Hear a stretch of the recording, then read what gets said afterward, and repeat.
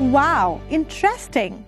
By the way, do you know Amazon's Hyderabad campus is our first owned office building outside US and the single largest building in terms of area for Amazon globally. Amazon is special because of the smart, passionate employees obsessing over customers and innovating on their behalf every single day. From our Seattle headquarters to the hundreds of thousands of employees in our offices and customer fulfillment centers across the globe. We are proud of the vast array of careers available here, from entry-level positions across our operations network to customer solutions managers to engineers working on next-generation Amazon products. Up next, we offer you a deep dive on the Amazon interview process, and we believe this will give all the aspiring professionals a clear idea of what to expect. Let's hear it from Zamir and Luli. Hello, my name is Luli Chaluleo, and I'm the Director of Talent Acquisition for Worldwide Operations. And I'm Zamir Rayani, and I am a Principal Recruiter for the Devices and Services Organization. We are so excited to join you today on Career Day. As many of you have probably heard, Amazon has a peculiar interviewing process. So we want to spend some time today just talking through that process and talking about interviewing in general. All right, let's dive in. So, Zamir, you make it past the phone screen or the assessment, and you're invited to come on site, but right now, obviously a lot of things are virtual, but you're here for an interview. What should you prepare for? What should you expect? Yeah, it's definitely interesting times, and I would say that the preparation has not changed too much since, the pandemic. Some of the things are similar, right? So the basics.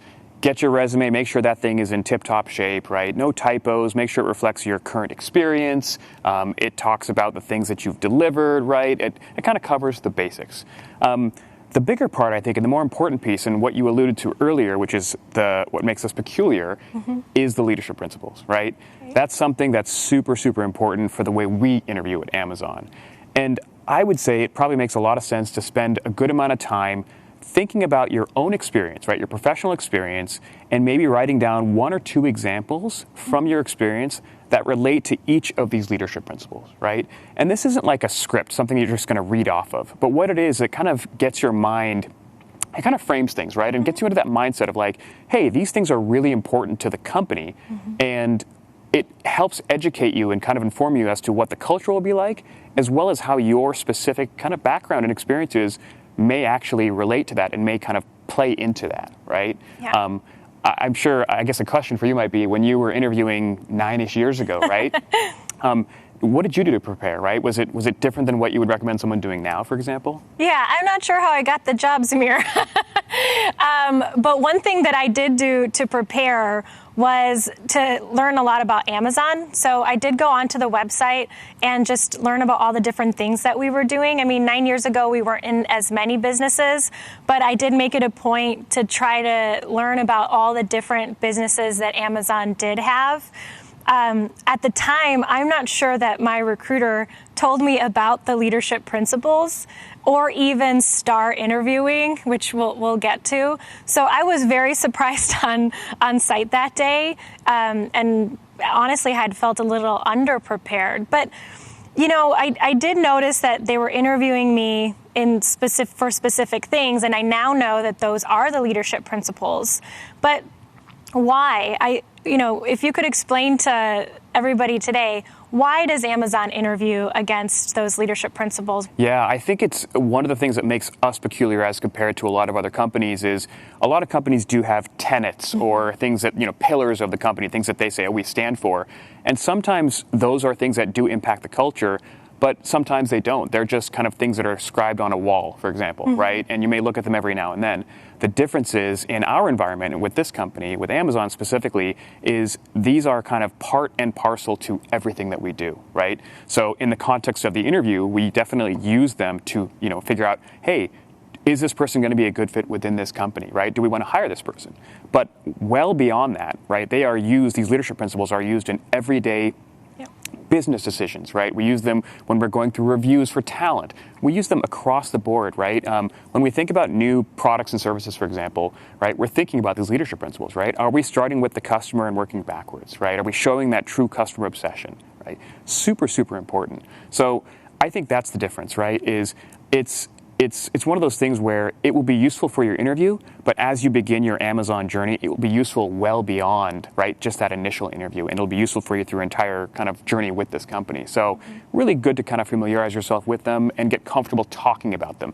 Not about memorization, right? We're not going to say, interview question 1, recite all of them, right? Nobody's going to ask you to do that. But really, it will really kind of set sort of the tone of what your experience will be like at the company, because they are so foundational, but as well as sort of like elemental to our entire kind of way we do business and how we kind of run this company. So super important. Yeah, absolutely. I mean, having worked here so long, even now in my day-to-day, I'm constantly anchoring myself in the leadership principles and making sure that I'm thinking about them when making decisions. And so we're really interviewing people and trying to understand how they can deploy those leadership principles in their day-to-day.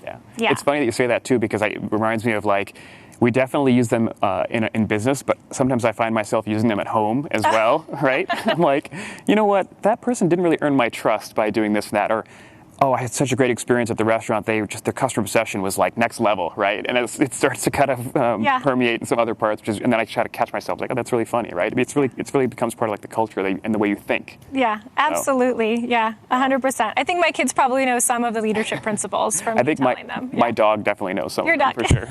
Yeah. That's great. The type of interviewing that we do at Amazon is called behavioral-based interviewing.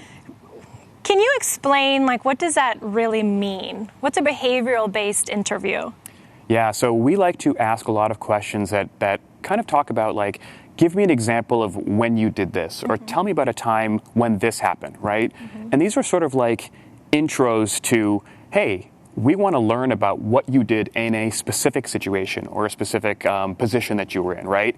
And the idea being that we kind of believe that, past behaviors are good indicators of future behaviors as well. Yeah. And so we ask a lot of those behavioral-based questions as a result. So what you won't see, or what you shouldn't see typically with us, is how many pennies will it take to fill this room, for example, right? We don't ask trick questions. Yeah. We stay away from those. We're really interested in specifics about, hey, what types of situations have you been in, right? What were the stakes? How did you measure it, right? What did you learn in that experience, right? Lots of different questions around kind of understanding what you did, why you did it, how you did it, right? If you reflect on that experience, what would you do differently? I think that one of the key things, instead of just the what, is I would say the how and the why. Yeah. Because what one person does in a situation may be very unique or specific to that particular situation. But if you can sort of understand their mindset, the thinking behind why they did something or how they sort of undertook it, right?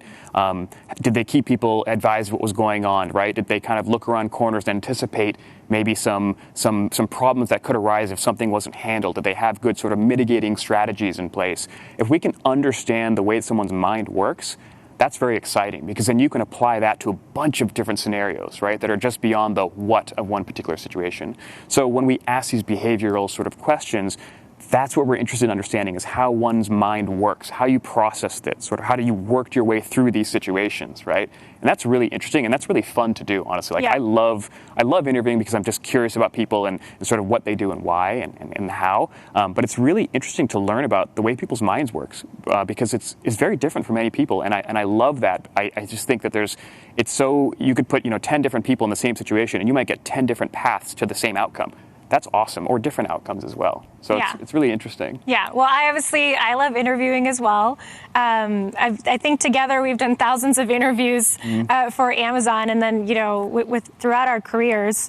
Now, a really just a tactical advice for behavioral-based interviewing is to practice the STAR method. So situation, task, action, and result. So all the different things that you just kind of chatted about. But anything else that you think we should highlight on the STAR method? I think the part that you talked about on why you did something. how you weighed different options and why you chose the one is the one that comes to mind for me. But, in the STAR method, what's something that pops for you? It's interesting. The STAR method is one of those things where I don't like to think of it as a prescriptive approach, right? Like, we don't expect our candidates to say, here was the situation, here was the task, here was the action, here was the result, right? It's sort of something to get one in the mindset of, hey, as I'm thinking about talking about my experience, at some point, be sure to kind of cover off each of those different areas, right?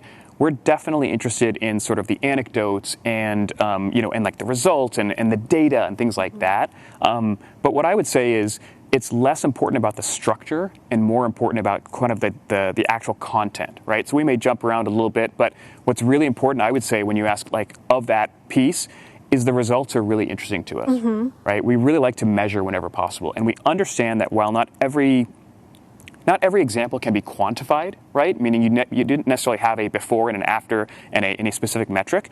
If that is available, right? We love a really good sort of qualitative or quantitative data point to kind of bolster a great story, right?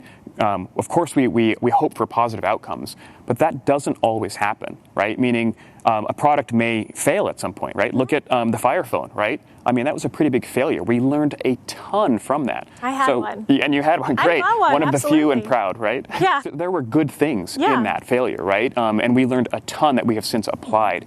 So some of it is like, with the result, it's the reflection as well. It's like, okay, what data do you have to show it was successful? How do you know it was successful? And if it wasn't, let's be introspective. Let's think about looking backwards.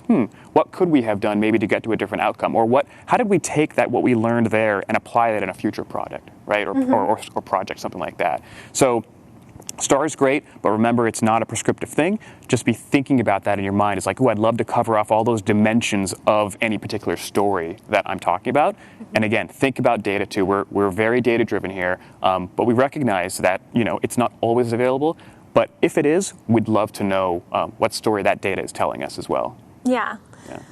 The one thing is, though, I think the situation, I think about that a lot. Right now, we have a lot of people looking for jobs, and perhaps they're looking for jobs in industries that are different than the one that they're in. And so I think one piece of advice would be to really make sure you're not too specific about the situation. You might be interviewing with somebody who doesn't know anything about your industry. So I tend to do that a lot. I've been with Amazon for 9 years, and I may talk in a way that is so specific to Amazon that if you're giving an example, it might be hard to follow if you aren't working at Amazon. So my rule of thumb is to explain something to my sister who's an ER nurse. And if she can understand the situation and the whole example, then I think that is a good way to frame a response. Because I know when I've interviewed folks, sometimes I spend more time trying to understand that situation because I'm from a different industry.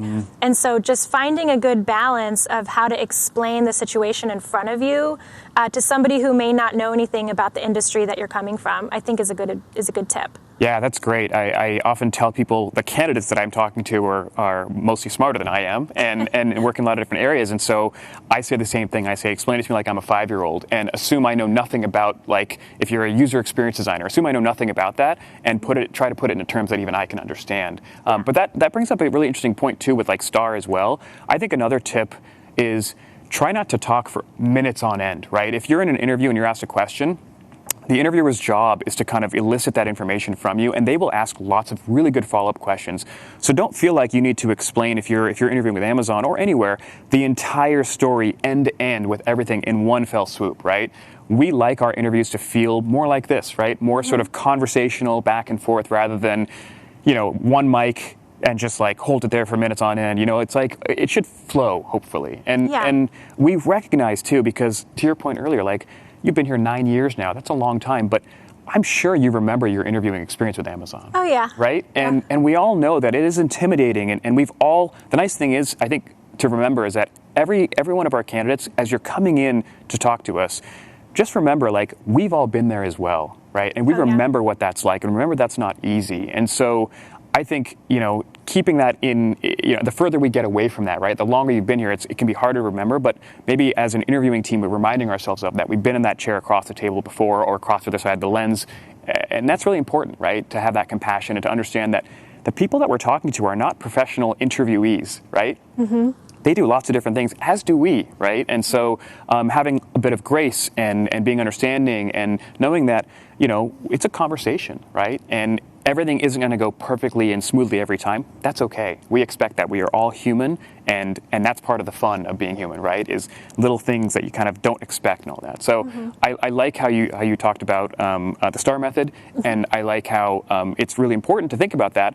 But again, it shouldn't be a long soliloquy, right? It should just be, hey, back and forth. Interviewer will ask lots of follow-up questions. You'll give examples, and so on and so forth. So that's the ideal interview in that situation, right? And I think the one thing I hope that all candidates, I wish all candidates knew, is that when I'm sitting down at least to interview a candidate, I want them to get the job, right? I've set aside time to meet this person, and I really want them to get the job. And so I feel like that's an important thing for candidates to know is, we're inviting you to come in and to interview, whether it's with Amazon or another company, and we're rooting for you. We want you to get there. Yeah, the best possible outcome in that scenario is the candidate gets the job, right? Because obviously the candidate hopefully will be very excited about the opportunity, and as a company, as Amazon, we get a great Amazonian that can go on to do amazing things, right? So we have a lot of different roles available. What happens if, the first job that you come in for isn't a match? What should an applicant do? Yeah, it's interesting, and not every job is going to be a match, right? And so it's a really interesting question. I would say that what we hire for is we try to hire for Amazon first, meaning we try to think, is this candidate a good fit for the company, right? That's the first and most important question to answer. Beyond that, then, there are a ton of different opportunities and teams like we've talked about. So even if that first opportunity doesn't necessarily pan out or work out the way that we initially thought, right? There are so many other opportunities. So, what we encourage is to don't let that stop you, right? Keep looking for other places, other opportunities that are interesting, and keep going forward, because you never know, just because it isn't a good fit for one role or location or team doesn't mean it's not a good fit for all, right? So that is really, really important to remember. And as we continue to grow as a company and offer more opportunities, that's only going to become even more true. I think we have a lot of really good tips here, but there are two things that I want to make sure we touch upon. And one of them is just really bringing your whole self to the interview and bringing just authenticity. While it's very important to prepare and learn about Amazon, interviewing goes two ways.